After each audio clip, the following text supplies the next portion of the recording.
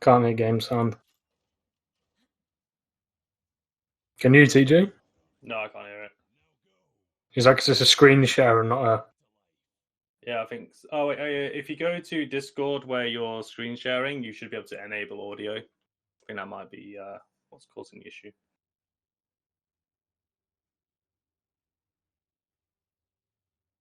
Should be. It's like a little toggle Maybe enable audio.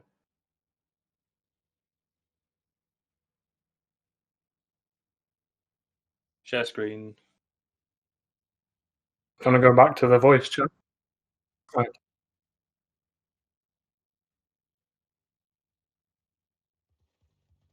No.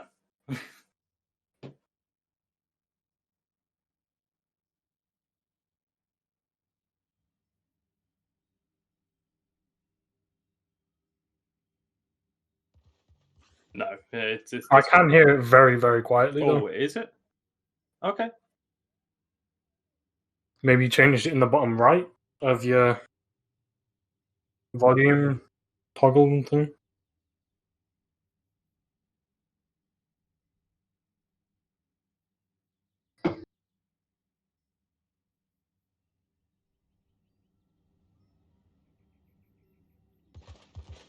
Yeah, okay, there we go. All right. We got there, folks. We got there. All right.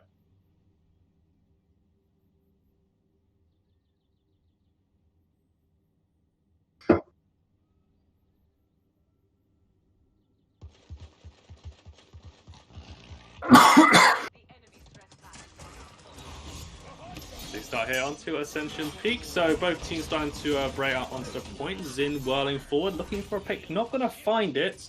Ultimately, no kills have gone out. Okay, you know what, TJ, just stop talking. That's first put onto the Victor straight away. Can't take a lot of damage as we poked out. High ground control is the Corvuses, and the red team are in a great position right now. Yeah, the red team there the blue team there tried to dive onto the support of blue, and the red team support makes an amazing play with Corvus' wonderful escape ability to avoid the pressure from the enemy team there. And the picks just go in the way of the red team, and they managed to get control of the point, going to 90% here and climbing. Although blue do have an easy touch, so the fight could go either way at this point. Yeah, this is going to be a 4 versus 5 fight as well. The Omani trying to get some damage down onto the Carnival, used the Tony Hawk's Pro Skater to get out of here. But this is very much a blue point, and with the Inara going down as well, it looks like there's going to be yet another fight to decide this one as blue teams start getting that counter going up. There is a touch, I believe, on the red side with a bit of a flank, but there's a trade of kills as well. 2 for 1, make that 3 as blue team are just completely in control now. Ruckus way too low to start influencing the point, and this is not looking good for red. Ruckus here, I think, has got an easy touch from behind. Yeah, he's going for it right there, so his team can make sure to get back to the point again if they can.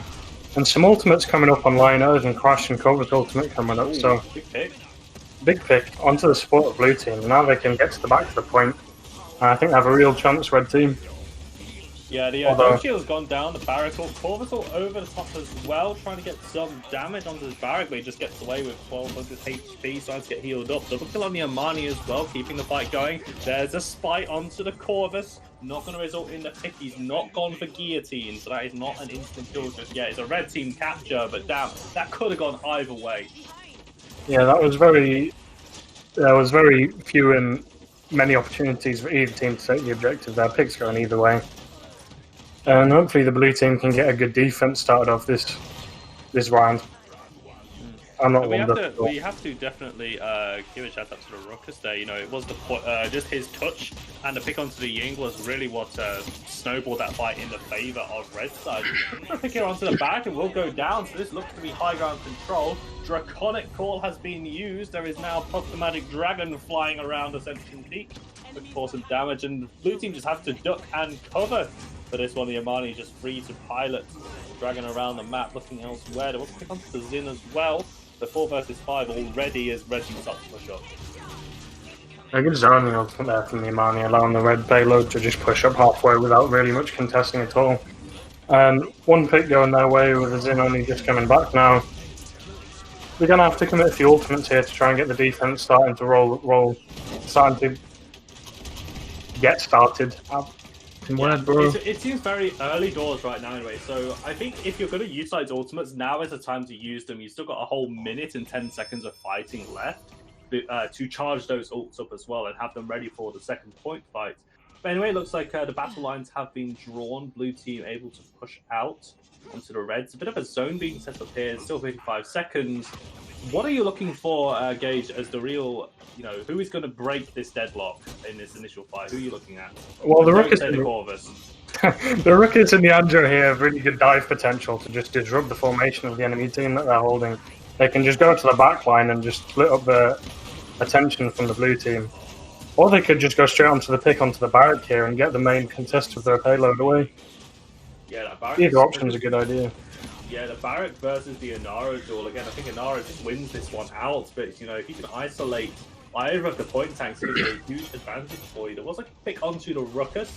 Now Nexus on the Androx was able to finally get a bit of point control.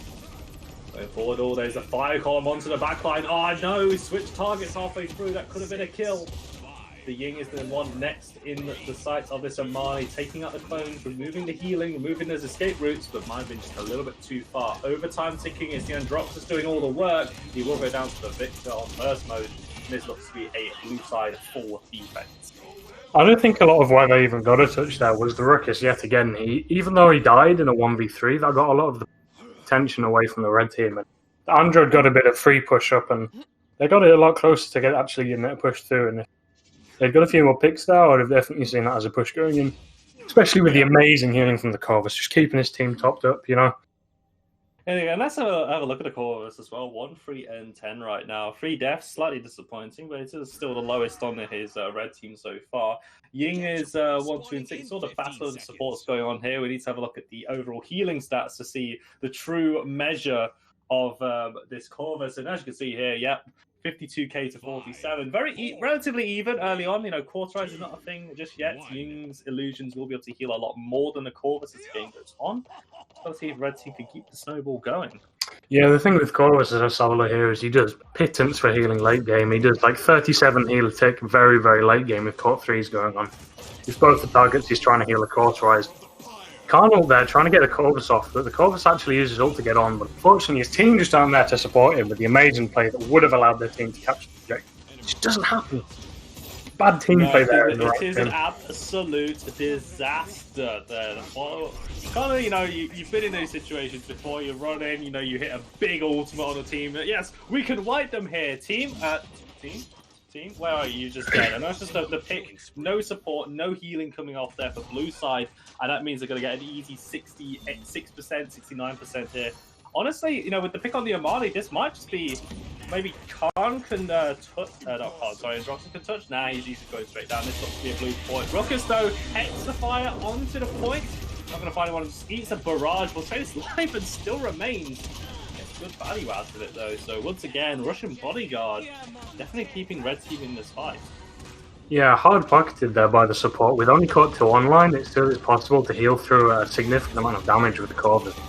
And again, the Ruckus making the hero play to actually touch the objective for the red team to be able to get back to the point.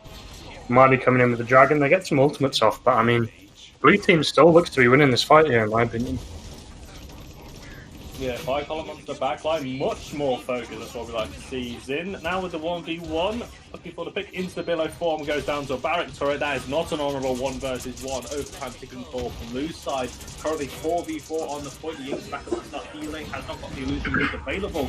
Trade off front lines, and the Ying's gone down herself, the Androxus. Red team have the advantage, no support available. Inara still point tank, still able to hold off and capture this, just take progression on this point here. And it looks like Red Team have completely turned the fight around. It's going completely back and forth here, but yet again, the Ruckus managed to take the objective after the Amani died and just keep that overtime going. Although if anyone steps off here from Red Team when Blue are touching the objective, they are going to cap it just because of the nature of that overtime slowly decaying. Oh, so close. Khan was denied before he could touch on that point. It's a Red Team capture. Corvusal is down, looking for a bit of option, but it seems to just be the zoning ultimate right now. But ultimately, what's going to happen. This is 2-1, 2 minutes, and we start the offense and defense push. Blue team looking to egress onto the weakened red side. Corvus is a bit of a target here. Going to be thrown back like a pancake and taken down by the Victor Trader with the Khan. Support for frontline and 2 minutes in. Really not the pick you're looking for here. Yeah, a bit of a miscommunication there from the red team, just allowing the Khan to walk straight through, grab the Corvus out of the backline, and then kill him without much of punish until he gets the pick. And yeah, it's a bit of a bad trade for the red team, you know, losing the only support for a front What line. a jump. Amazing jump by the Ruckus there, yeah. He's just bragging about it in chat there. And he actually did brag about that in chat. Pretty sure he did. But we know, but just before that, as the Khan was diving onto the Corvus, there were VGSs of help, help, help being spammed as the commander went through there. But still relatively even right now. Blue team are full holding. Double kill from the Victor using the barrage, taking down 2 members of the backline and the Androxus, which has been pounding. Khan is just still relatively free just to push onto his backline. With the Xin as well, to get the pick onto the Inara, which is what they were looking for. A lot of point pressure has been lost just from that one pick.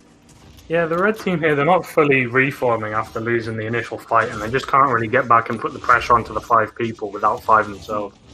Blue team just keep getting picks back here, and they're just kind of almost driving into their own spawn. They can't even get to the objective. Ruckus there making a great play. Again, Ruckus having with the hero plays right now, they can finally get this cart moving as a free killing streak on the Ruckus. Not quite getting the triple kill, but you know, getting the picks when it mattered. Dive now onto the Xin, has to billow out to get out of it. The Ruckus falls through, but it's a bait.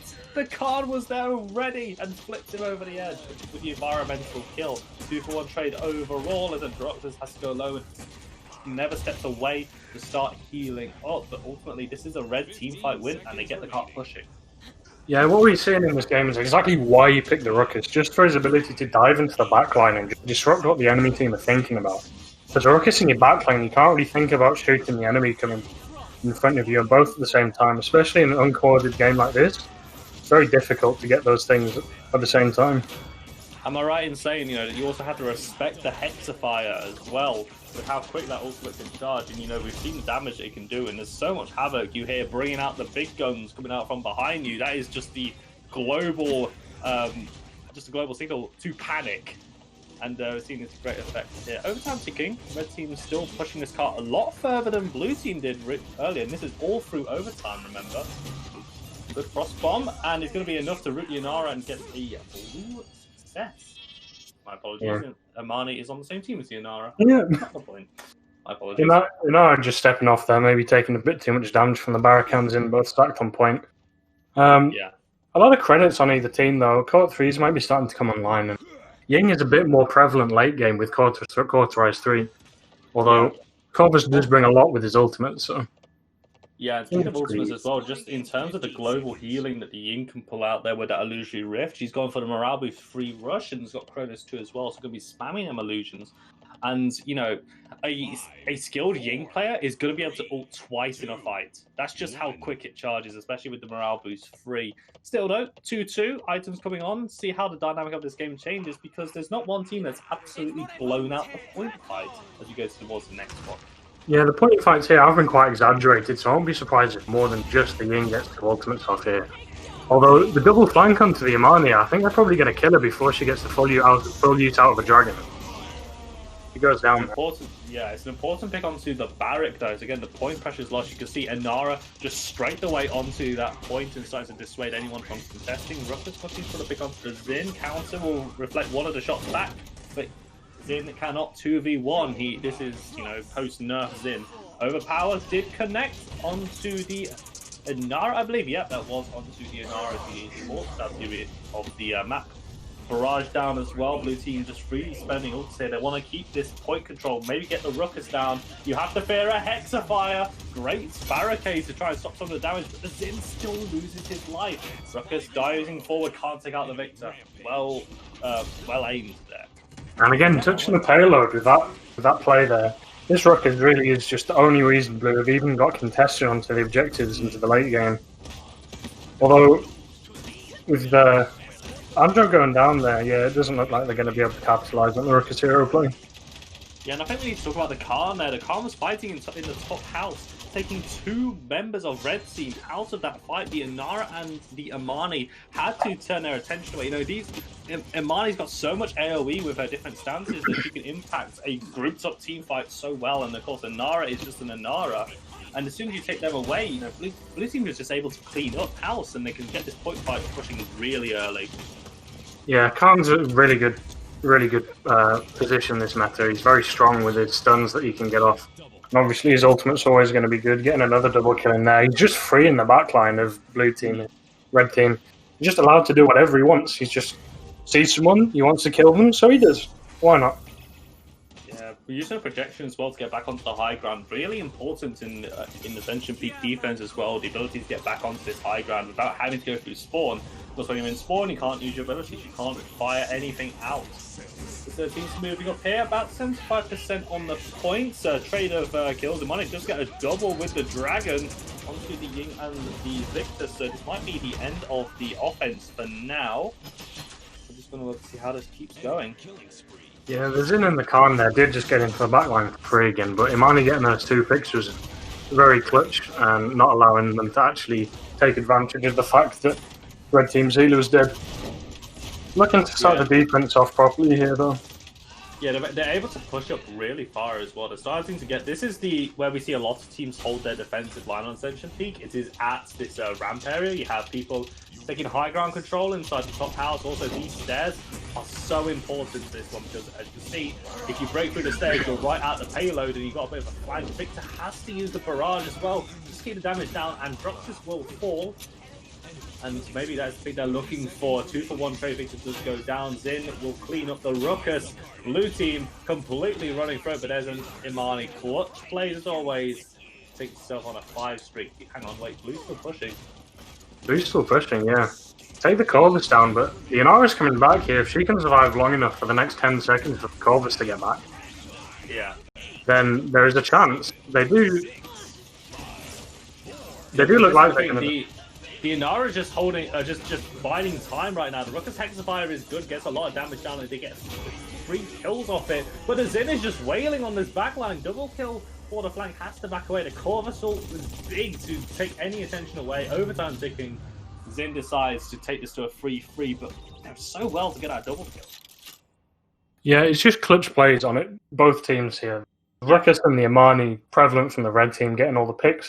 They just don't allow the blue team to push the payload through. And I think on the blue team, it'll be the Khan and the Xin. They're just pretty much free in the backline. They're just walking around and taking every fight they want to. And winning them. What I want to bring out here is, just how strong this stalling game is.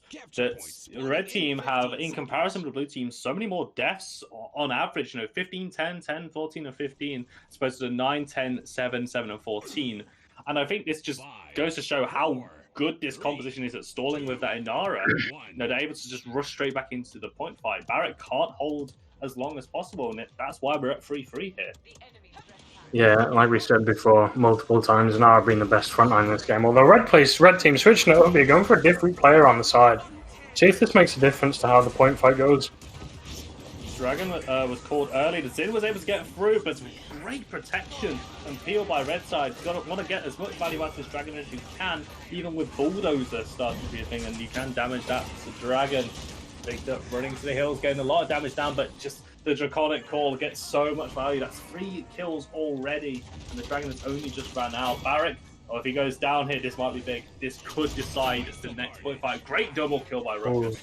Huge staggers onto the front line and the support there, so they've just got no point control. Even if Blue can get back to the objective relatively quickly to wait for overtime, they're still going to be waiting quite a while for their Barrack and Ying to get back. Looking very good for the red team here, already on 96, 99%. Yeah. Overtime's ticking, the Xin is down, and there goes the Barrack as well. This is just a conga line. This is going to be it. Curtain calls for blue team. Khan is able to get 1 pick onto the Ruckus. Corvus projecting on as well to get the healing down. The Victor is still able to free fire, takes down Gage's support. By the way, yeah, that was Gage the whole time. Victor, point blank range on the barrage, takes down Inara. So 99%, but look how quick that overtime is going. If red team step away off that, if blue team rather step away off that point, this is just going to be curtains, but they turn it around. I don't know how they did it, but they've completely spun it on its head. The hero played by the Victor there, just going and pressuring out the support, trying to get a touch, but it just won't happen. The Corvus that I'm sure was spamming help in the VGS command. His team were just completely ignoring him. They just did not care. They thought, we have this. We're all 99%. There's no chance, but no. Yeah, I think it's definitely indicative of the game that we just watched, you know. There wasn't a clean-cut point fight. It was always going to 99% to 60 or 70%, very back and forward, and it was just decided by the finest of margins, picks when it mattered. Yeah. Commiserations on your 10 TP loss, though, Gage. Yeah, very unfortunate, but at the end of the day, it's not really what matters. What matters is all the hero plays are the only reasons people are actually capturing the point fight most. It's almost like we were spectating a ranked game. Yeah, and very uncoordinated. No one really playing as a team. Very bad composition. If we had Ash there, very different. Okay, Gage, I think Gage is taking this a bit too personally.